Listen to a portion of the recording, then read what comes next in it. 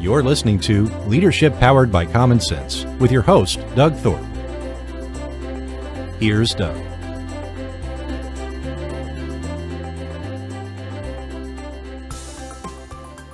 Well, hello again, everyone. This is Leadership Powered by Common Sense, and I am your host, Doug Thorpe. Today, we're going to take an interesting journey. My guest is a gentleman named Ben Albert, and Ben, among many things, considers himself the question guy. And that caught my attention because I am a big fan of the idea of staying curious. And when you're curious, you ask questions, and hopefully it's not perturbing questions, but rather insightful questions that maybe can move a dialogue to a new level, move a relationship to a new level, and hopefully create some breakthrough ideas that you never had before. So I packed a lot in there, Ben. High expectations. Are you up for the task? I'm up for the task, and I want to humble myself to say, I joke I ask questions for a living. That doesn't mean I'm the end-all, be-all expert guru on this kind of stuff. Part of asking questions is asking questions of yourself and being a student.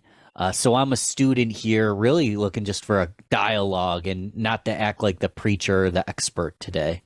Yeah, no, you're right. And that puts you right in a great place. You're in good company here, I think, coming at it with that mindset. So first, let me ask, Ben, how did you kind of come to this place of revelation and understanding that has put you on the path you're on right now? Yeah, I wish there was. It makes for a great story to have that, snap, aha moment, light comes down, you get the message. That never happened. I mean, most of my life, honestly, I was a quiet kid. I was very reclusive. I wanted to be a basketball player, but I was never going to live to be over 5'8". So as I played sports, I got bullied a lot. And I was small, and I made myself smaller, and I learned how to avoid conflict, and I learned how to read a room, and I was observing the, let's just say, popular kids when I was younger and observing what they were doing, but for whatever reason, I had a limiting belief that I wasn't like them, and I just felt different. And I think part of it was a disconnection that was occurring at home. No fault to anyone, but my father had a drinking issue and my mom had a neurological disorder. So there was a lot of rifts in the household and a lot of disconnection there. And I got better over time to kind of detect when my father was stoned and when he was drunk. And I got really good at hiding in the shadows as a curious person most of my life. Nowadays, I feel like it's a gift because I know what it feels like to kind of feel disconnected. And I have this element of curiosity and this growth mindset that I realize now that I developed at a very young age. But at the time, I just felt like I was never going to get out of it. And nowadays, I feel like it happened for me. So the short version is I feel like the curiosity just kind of happened on accident. But I'm very happy that it occurred. And that's a little bit about my life story. Yeah. Well, kudos to you for working through that and sharing that with us. Thank you. I think that means a lot. As I'm reminded, everybody's got a story. It's just some are better at handling it and dealing with it and adjusting accordingly and taking the learning from it rather than letting it continue as a limiting belief the rest of their life. So again, kudos for that. And this word curious, I love it. And there's a now, at least in my mind, famous scene in the great sort of cultural revolution of Ted Lasso. Do you know the scene I'm talking about? So I've never watched Ted Lasso, but it's on my to-do list for a long time. I currently don't get it on my devices, but I'm thinking about purchasing it, but because I know that it's incredible. So haven't seen it, but the stage is set. I'm curious as to. Well, there is a scene, and I won't spoil it for those who haven't seen it. But Ted is the underdog coach of this soccer team in the UK, and he got hired just with no knowledge of soccer, he was an American mid-tier football coach. He had had some success at like a Division III football school, and caught the attention of the owner. And anyway, long story short, there's a scene in a pub, and he's confronting the bully in the community and challenges him to a dart tournament, and everybody's going, "Oh, Ted doesn't know darts. There's no way he's going to win this." And this other guy's a local, and he's been playing darts his whole life. And Ted finally does this soliloquy about being curious, and I'm going to leave it at that. But it's a classic clip. If you hadn't watched the whole series, go to YouTube and just type in Ted Lasso curious, and you'll get the scene I'm talking about. It's classic. I mean, it is just exceptional. And anyway, I digress. Doug, that's one of, if not the only scenes I have seen, because a YouTube channel used it in like a breakdown once, and I did see that specific scene is incredibly memorable. So I do encourage people to go check that out. Right. And my point in bringing it up, it hits home this idea of, in a modern, fast-paced world, I think it's easy to lose the idea of genuine curiosity. And we think we're absorbing information as we're mindlessly scrolling through our social channels.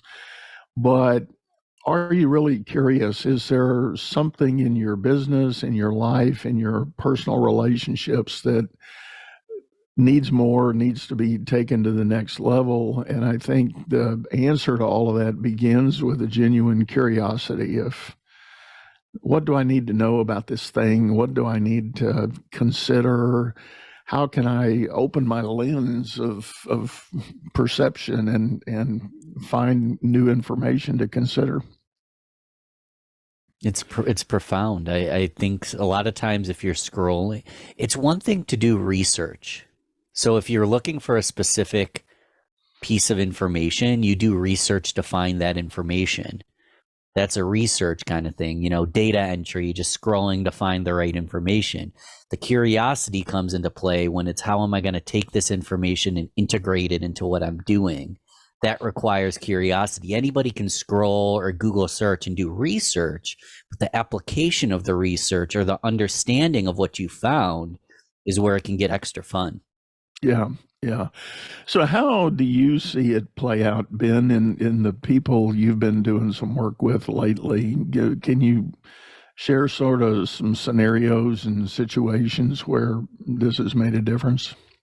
Yeah, I mean, if I'll talk about a client example, and then I host a podcast as well, 5.5 technically. So a lot of curiosity and questions there, but specifically like working with clients and being consultative and trying to be a Sherpa and a guide and not square peg round hole every conversation. We're going to talk about needs. For example, I have a client that wants Instagram videos made, and they want to run traffic to a landing page where they can intake and basically fund people. They do funding for businesses. They can get you business loans. But we're getting attention through building his personal brand through content. No one wants to be advertised at all day. This man has a million stories of working with some of the most popular rappers and celebrities of all time. We're going to tell those stories, and he just happens to have a business. That's the second part, driving traffic to his brand and then to the business. So there's a lot. We need to get to know the business. We have to get to know his stories, but I also need to get to know him as a human. A big thing about Rob, the client example I'm using, is Rob is very directly aligned with the Alzheimer's Association. He loves golfing, and his family means more than anything to him. So I understand his business goals. His business goals are great. But because we ask those questions, that instead of just saying, what's this going to do for your business? Well, what's it going to do for you personally, though? I understand that by him scaling his business, he can spend more time outside on the golf course with his family and speaking at events for the Alzheimer's Association. So by funneling revenue into his business, it's doing more than just raising the gross of his income of his business. It's giving him the capacity to do the things he loves. And I wouldn't know that if I didn't ask. And it's really that simple. And it's asking that question, what's it going to do for your business? Okay, we got that. Well, what's it going to do for you personally, though? And a lot of times people will be like, well, it's going to help me with my business. No, really, though. Like, how's your life going to change? And allowing them to tell you so you understand where they'd like to go. And then there's a little bit of actual rapport aside from I like golf, you like golf too. We get to see each other's vision and reach it together. And it's kind of common sense, but I feel like people skip a lot of those little steps that I said there. Yeah. Now, I would agree with you. The classic scenario I run into as I meet up with and start working with small business owners, they are simply overwhelmed, if you want to pick a word. If their business has any kind of success whatsoever, there is inevitably just this tremendous sort of load that they're carrying. There's all these things that have evolved and they've allowed themselves to get sucked into. And, the first body of work we've got to do, and I ask those same kinds of questions, it starts with, so let's just stop for a minute. Why did you start this business? What was the vision? What was the dream? What was the purpose that you intended? And it's sometimes interesting to think the answer to that is not so easy. Sometimes somebody got really busy with an idea, turned it into a business, and never thought about all that other stuff. It's true. You can have success without having this perfectly defined brand with a purpose and a why and this and that. But asking these questions and have these conversations, it's like, wow, I started this business because I saw a need in the market, but I didn't realize that I really wanted to have more time. I wanted to be my own boss and have more time to actually make decisions for myself because my, child plays basketball and I like to be there for his games, and the business allows me to do that. And just by asking these questions of the people around us, and even better of ourselves, we can get clarity we didn't even realize. We were kind of going through the motions, and just asking the question can provide more clarity on the purpose of what we're trying to do here. Yeah.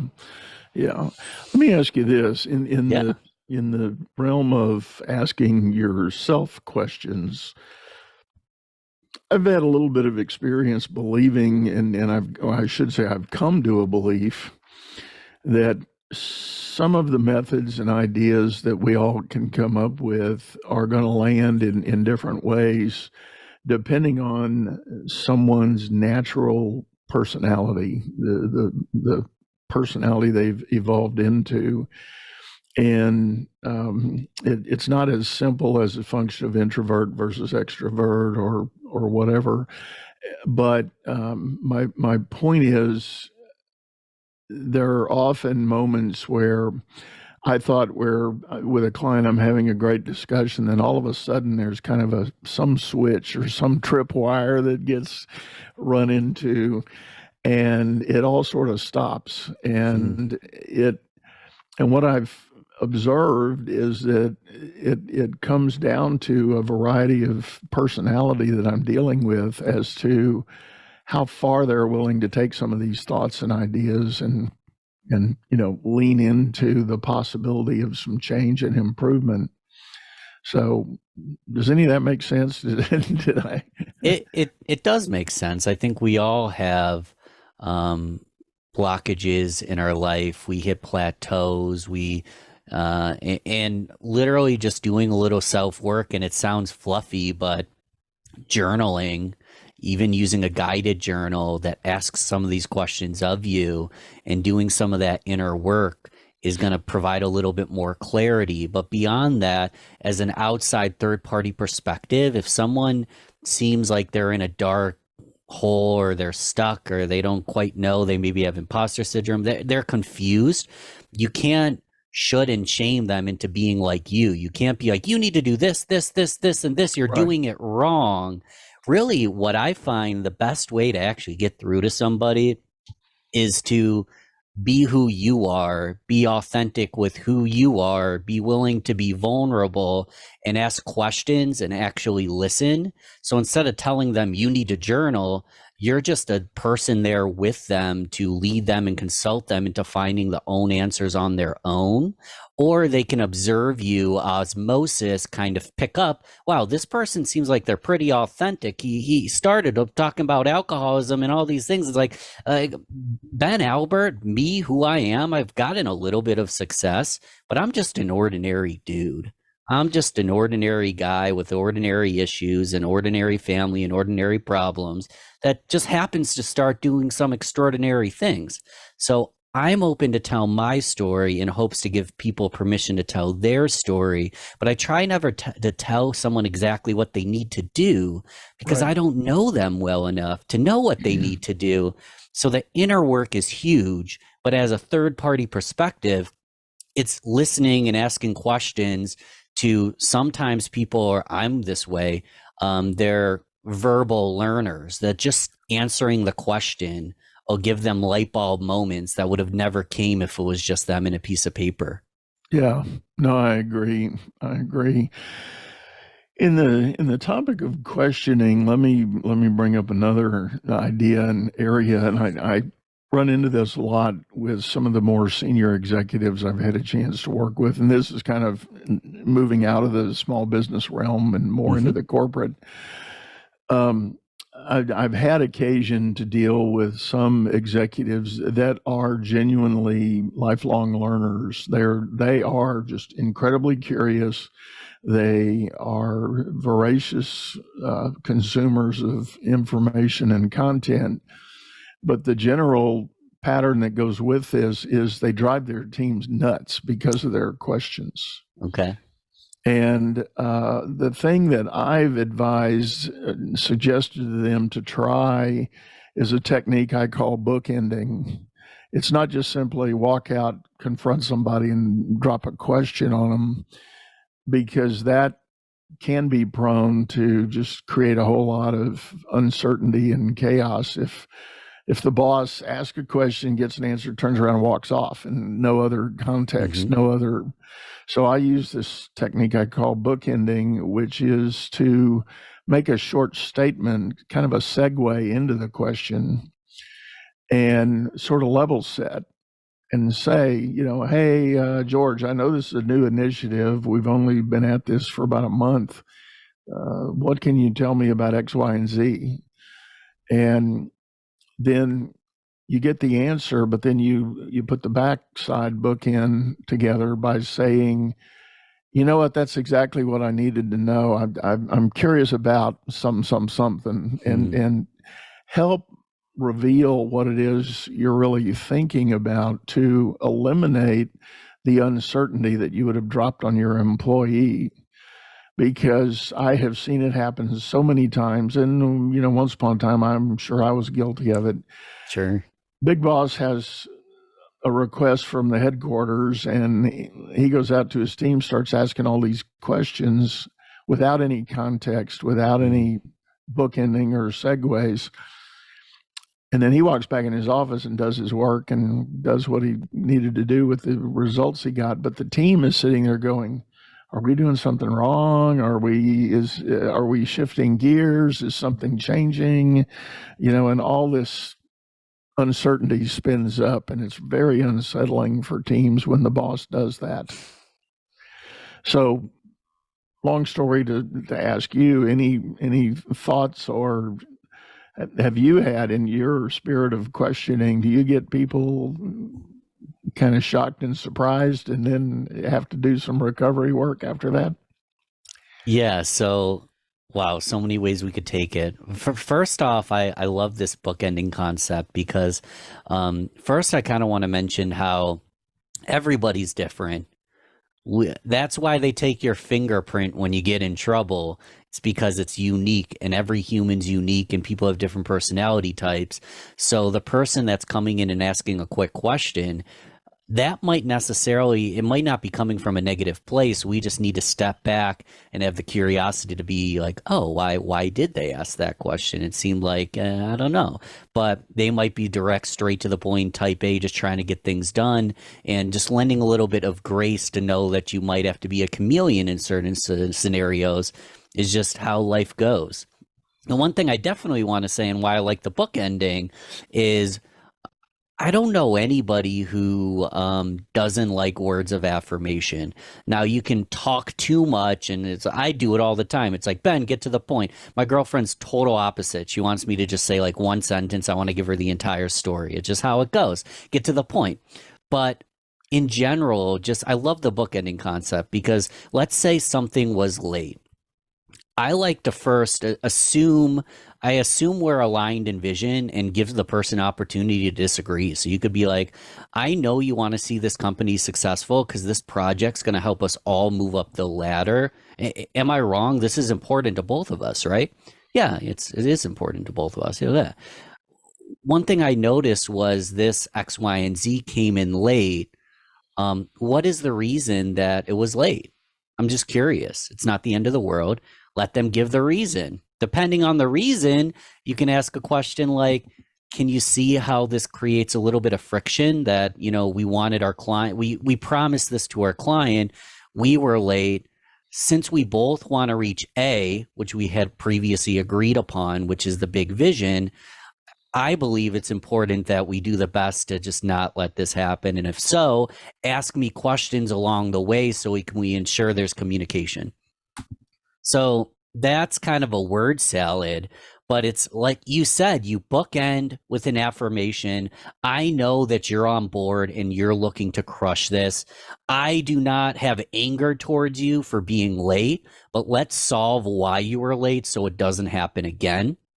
And then there's communication there. And a good problem to have is they communicate to you too much. And that's a great problem to have. Yeah. But when there isn't communication and one person's barking orders, another person's just taking orders, and then when the person who takes orders fails and the person barking orders doesn't show the empathy to listen, then you've got an issue in your structure that needs to be solved. Business is all about solving complex problems as fast as you can create them. Become the best problem solver by leading others to greatness too. And the first step is going to DougThorpe.com. Doug Thorpe is known globally for coaching entrepreneurs and business leaders, improving their performance and the work output of everyone surrounding them. You can find health, wealth, and happiness by learning to lead others to health, wealth, and happiness. Go to DougThorpe.com now and order Doug's books or hire him to coach your managers. That's Doug, THORPE.com. No, that makes a lot of sense. And I have seen that happen just so many ways. And you're right. There's a lot of different ways we can take this conversation. What's going through my mind is I've actually had this question come up recently several times. People are in leadership roles. They're worried about how to have those difficult discussions with people on their team. Most managers I've ever known are not natural conflict agents, conflict resolution and dealing with what should I say, the regular likelihood that something's going to go wrong and you've got to deal with it. Yeah. That's just, on one hand, it's part of the territory. Nothing is going to be perfect at all times. So as a leader, you do have to step in and have those tough discussions sometimes.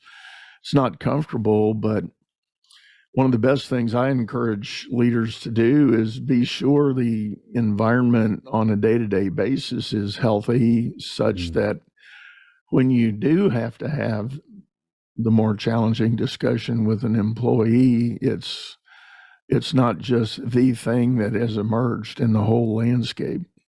There's a lot of other good and positive that's been happening around all of that. And if, one way I said it to one owner one time is, if you're making money right now, what's wrong with that? I mean, you're doing something right. Mm-hmm. And I don't mean just topside revenue. I mean literally making a profit margin and moving the business forward.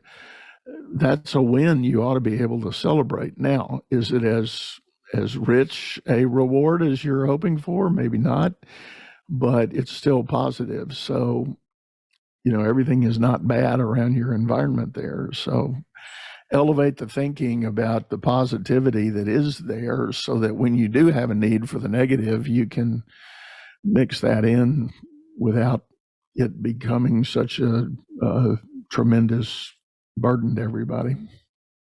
You make a good point, because I don't think we're ever going to be perfect or hit our goals exactly how we expected and have this joyful moment that we've accomplished exactly what we dreamed. That doesn't happen. And so we need to enjoy those little tiny wins every single day. Even on a bad day, it's like, oh my God, part of my wins is this entire department didn't explode and we can get through this. Like the wins can be small, but celebrating those small wins for yourself and then celebrating those small wins for your team members as well is huge. So you make a really good point there. And there isn't any end destination. It's a constantly evolving process. And it's very humbling, and I'm grateful that I get to be part of this crazy process in this crazy world called the United States. The world called the United States, I'm silly. This crazy world called Mother Earth, and I get to be in the United States living this complex. There's so much to be curious about in almost every second of every single day. Just open your eyes and look at something. There's something to be curious about, but we need to learn to celebrate those wins in our life and in the lives of our team to create that culture of winning and curiosity and constant growth, rather than if we don't hit B, the whole world's coming to an end. Like if we don't hit B, it's going to be all right, guys. We're moving. Right. I somehow feel obligated to ask this question of you, and that is, how much is enough? Is there such a thing in this realm of curiosity? Because on one hand, and I'm extrapolating now, I could see a person that sort of gets excited about this notion of being curious and asking questions, and maybe even just really takes off in a whole other direction, taking them far away from what it is they're trying to do and what they're trying to be about. In other words, chasing the bright, shiny object is what it's often referred to. Yeah. And any thoughts on is there such a thing as needing to temper your curiosity appropriately? It's a very good question. I think two things are coming to mind. First off, you've heard of analysis paralysis, right? Right. So you can consume information in infotainment manner and always be learning and always be curious and always be interested. But if you're not implementing any of these new learnings and teachings into your life, you find yourself in analysis paralysis and nothing gets done.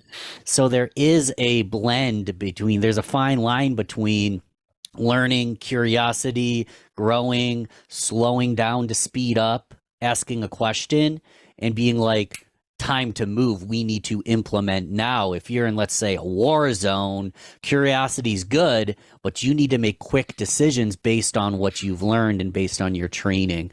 The other thing that kind of came to mind, I butcher his name. I'm going to get it wrong. Hopefully someone can correct me. But Mihail Csikszentmihalyi, he invented the concept of flow. And basically flow, simply put, is that state where you're just like, it's like what just happened to me is not flow. You're not stumbling. You're not muttering. You might have a little bit of anxious nerves, but when you go into that dance, when you go into that speech, when you go into that presentation, that sales presentation, when you go in to complete the work, the creative task, it just flows through you. And how you have that moment where it flows through you is a direct balance between the difficulty of the task and your competency to complete the task. So when you have that perfect balance of the task is pretty difficult, but I have the exact competency to manage this, you have a little bit of anxiety, a little bit of fear, but you go in and you fall into flow because you've prepared for that moment. So the more difficult, the higher competency you get, the more difficult tasks you need to take on to maintain that fulfilled flow enjoyment. Because if you're high competency and it's not difficult, you're bored. And if it's very difficult and you're low competency, you're frustrated and you're stressed. So the beauty is finding that balance. And I'm kind of shifting to bring this on to curiosity and learning. But at some point, you're high competency in what to do. But if you're not taking action, you're going to be bored. And the other end of things is if you don't know what to do and you have to take action, you're going to be stressed. So I don't have a perfect answer. It's in everybody's life, but it's at what point am I learning and being curious and asking questions? And at what point do I take action? And if you can find the balance between learning, curiosity, taking actions, and when to take action on what you've learned, that's where I feel like you find fulfillment in being a student and a teacher and a doer. But what's difficult is the fingerprint. Every one of us is different, so it's going to play out differently in every single one of our lives, which makes it very difficult for a leader, but gives you another thing to be curious about.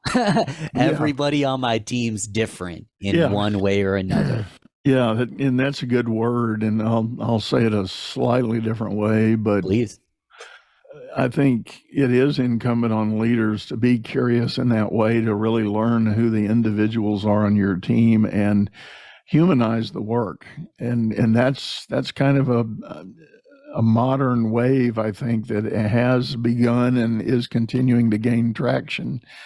And call it post-COVID hangover or whatever, there's no denying that the modern workplace has changed. And it's changed because of everybody's new expectations they've got about what work is. You know, work used to be a destination. It's someplace we went, we did our thing, and then returned home.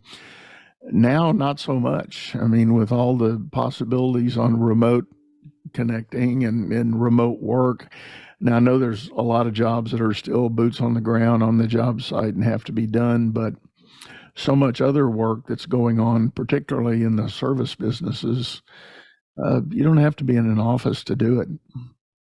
And that has totally shifted the landscape and exacerbated the challenge that leaders have to connect with their teams and understand who their people are and what they're dealing with. And back to our original point, be curious about how they are.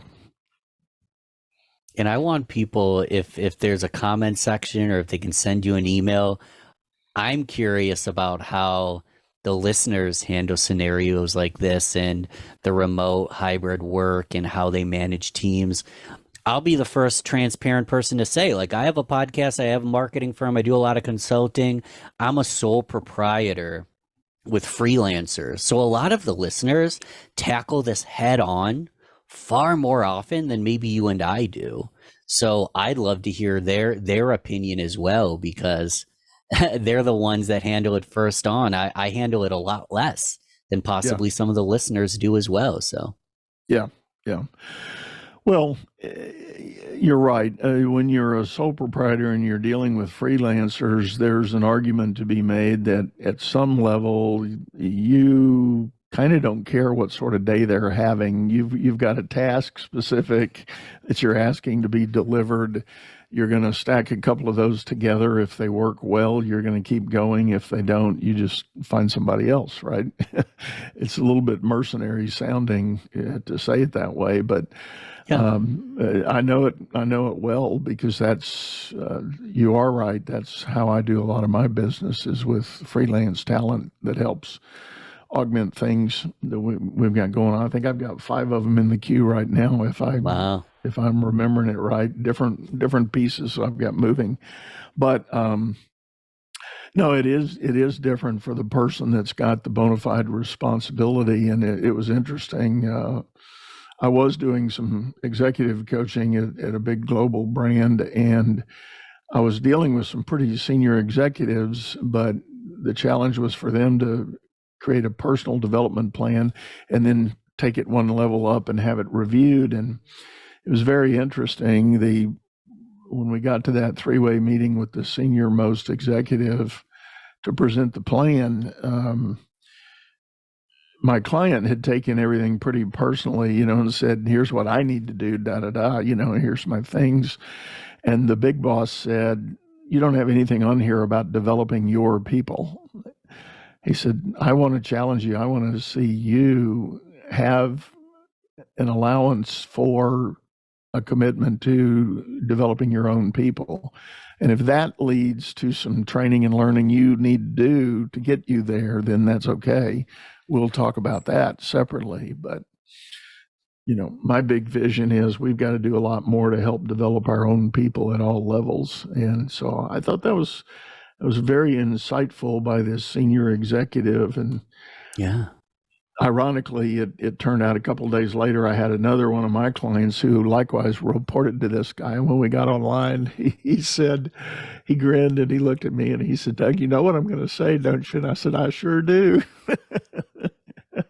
And we had that discussion all over again, but it was a good one. It's Javon McCormick. So Javon McCormick, Modern Leader.